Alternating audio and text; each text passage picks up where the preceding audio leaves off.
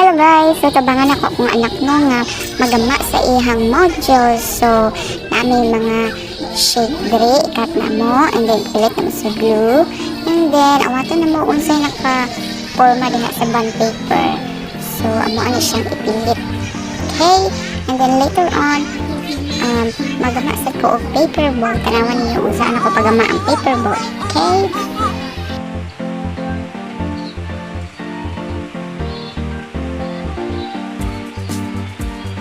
So, actually guys, kanang face-to-face na guluntan sila, no? And then, ang problema is wala sila teacher karon. But ang uban nga daycare center is na sila face-to-face classes. So, yung mga bata dari karon kaya standby sila. So, ang hinay-hinayan na lang tudlo until nga maabot ang maestra. But, hinautong ta nga dili-gid as taas nga panahon nga maghuwat ni kalos na i-teacher, di ba? Iba ang mga bata sa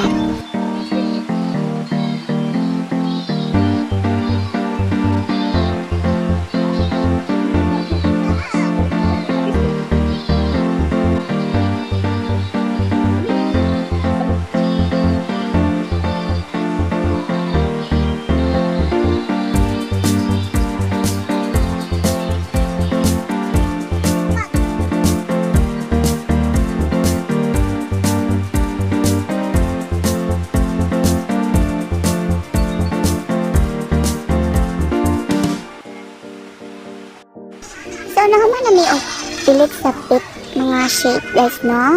And then next is magama na sa tag paper boat, and then after na ipilit na to sa bond paper, ibabaw atong na ay kanang bout gani.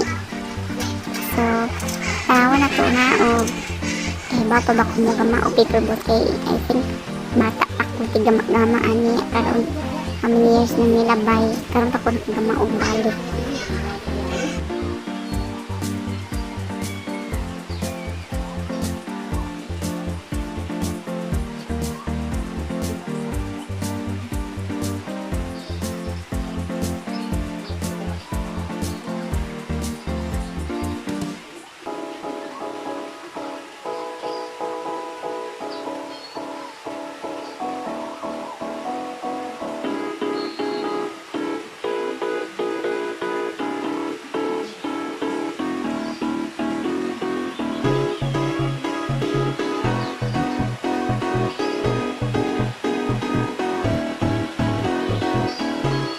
So naghotok-hotok ko kay nakalimot ko sa tesunod. Ay, hindi.